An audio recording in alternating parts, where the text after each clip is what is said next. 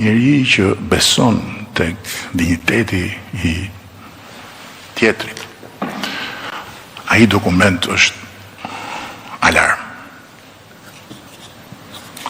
Sepse në fund të ditës, sensi I drejtësisë është që më mirë 100 të fajtor jashtë se sa një I pafajshëm brenda. Ky është sensi I drejtësisë demokratike. Nuk është që Ju përshëndes të gjithëve shikues nderuar, do të jemi së bashku gjatë 3 orëve në vazhdim, si çdo ditë në A2 Puls. Kryeministri Edi Rama ka nisur kështu pregati 1 ore konferencën e fund vitit, ku po bën një prezantim, një bilans të gjitha zhvillimeve kryesore të këtij viti, por edhe prioriteteve të qeverisë përgjatë vitit të ardhshëm 2026. Kështu që kthehemi edhe një herë në këtë konferencë, pasi është momenti ku gazetarët po I drejtojnë pyetjet e tyre kryeministrit. Kalojnë në atë kalvar dhe në fund fare ose nxirren se ju ikin të gjitha llojet e afateve para burgimit dhe janë shumë nga këta, ose dalin pafajshëm. Ç'a ngelen? Ç'a është kjo histori? Si që nga kjo që një vend në mes të Europës që do të bëhet nesër vendi I Bashkimit Evropian, individi mos ketë të drejtën e një gjyqi. Ç'a është kjo?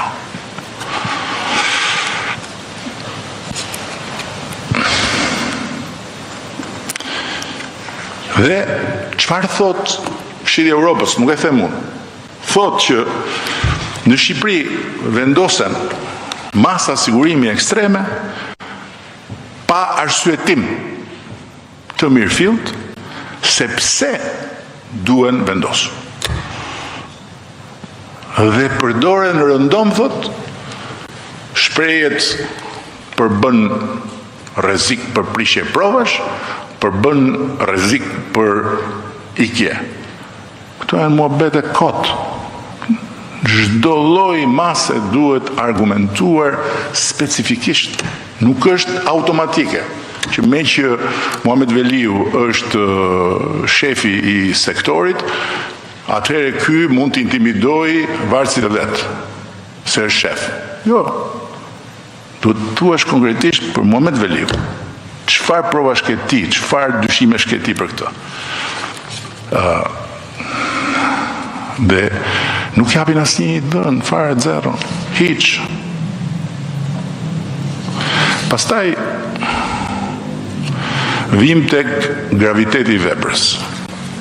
Dhe këtu do ta mbyll këtë përgjigje gjatë për ty, se do pres natyrisht përgjigjet e tjera. Por vim tek graviteti I veprës. Dhe dua t'ju jap prap pak shifra që janë këto janë vërteta, këto nuk janë, mund të ketë një pasaktësi, po janë të vërteta, nuk janë gjysmë të vërteta. Për t'ju treguar juve, atyre që janë të interesuar, se sa e gënjeshtërt, se sa e shëmtuar, se sa e lik është gjithë kjo tymnaj, sipas cilës Shqipëria ka arritur kulmin e korrupsionit. Dhe po referohem tani rasteve të institucioneve që merren me korrupsion. Korrupsioni në radhë parë është një vepër më vete. Okej? Pra, është e definuar. Jo çdo kush që hetohet dhe akuzohet nga prokuroria speciale ka bërë korrupsion. Ka dhe vepra të tjera. Shpërdorimi I detyrës për shembull është një vepër të cilës ju kthye dhe vetë Bashkimi Evropian së fundmi. Sepse është një term ku futen thesi madh, I thonë këta këtu. Futen njerëzit kollaj fare. Me kollajllëkur më të madh, sidomos kur jeton në një periudhë kur të gjitha llojet e tenxhereve hidhen përpjet me gjithë kapak për burg, shpërdorimi I detyrës është me kollajllëkur më të madh. Dhe Bashkimi Evropian ju kthye tani me kërkesë të Gjermanisë, jo vetëm të Italisë, sepse Italia kërkonte prej kohësh. Dhe ka dalë një direktive e re për ta riparë këtë nocion, për ta specifikuar këtë nocion. Pse? Sepse kushtetuta thot janë 3 pushtete të pavarur nga njëri tjetri. Pra, drejtësia është e pavarur nga ekzekutivi, po dhe ekzekutivi është i pavarur nga drejtësia. Dhe cila është pavarësia ime? Cila është pavarësia e një kryeministri, apo e një ministri, apo e një funksionarit lartë? Është pavarësia për të marrë vendime. Tek marrja e vendimeve nuk vjen dot një prokuror të thot pse ti e vendose kështu. Dhe nuk e vendose ashtu. Kjo është një katastrofë. Dhe kjo gjë ka ndodhur. Nëse vendimi është një vendim i cili ka një prapavi të qëllimshme, jo pa dashje, të qëllimshme, për të përfituar në mënyrë të palishme apo për të sjellë një dëm në mënyrë të vetishme, këtu unë nuk jam i pavarur. Këtu është pavarësia e drejtësisë që vjen tek unë. Këtu ndahen këtu. Tani, ky është nga fillimi i këtij kapitulli të drejtësisë speciale. Janë 37 raste. E dini ju sa raste nga këto 37 që përfshin natyrisht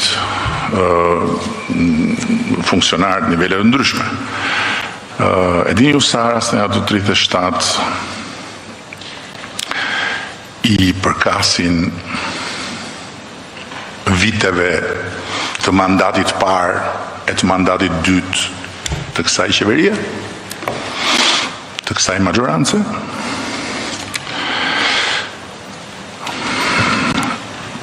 Janë rreth 80%.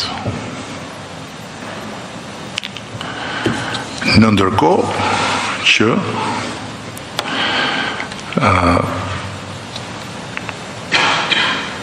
vetëm një pjesë e vogël e tyre janë raste që lidhen me periudhën e mëpastajme. Tani,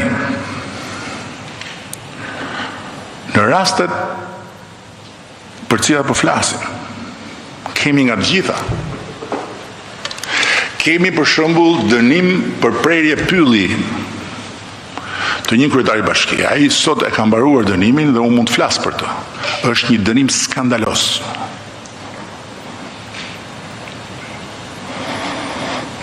Kryetari i bashkisë të Fusharzit ka hapur një rrugë për komunitetin ku janë prerë disa pemë, nuk e di numrin e tyre. Ka bërë burg për prerje pemësh. Jo se të presësh pemë nuk është krim, por pa ju lodhur me detaje, rasti është turp.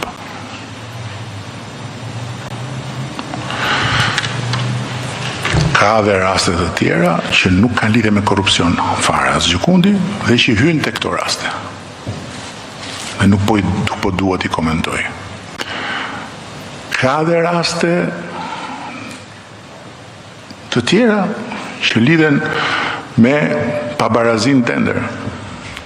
Pabarazia në tender është një vepër tjetër. Nuk është korrupsion. Është tjetër. Është vepër pa tjetër që parashikohet si një vepër penale, nuk diskutohet. Por e përmbledhur, çfarë duhet të them? Duhet të them këtë, që a është e mundur që ky vendi më i korruptuar në botë, dhe ky vendi ku korrupsioni sipas tenxhereve ka arritur kulmin, sepse sepse ushqehet kjo tezë nga mëngjesi deri në darkë, me të gjitha të gjysmë vërtetat e mundshme. Qa do të thot mesazhe? Mund të ma thoni qa do të thot mesazhe? Që kur mesazhet janë prova? Që kur mesazhet janë prova?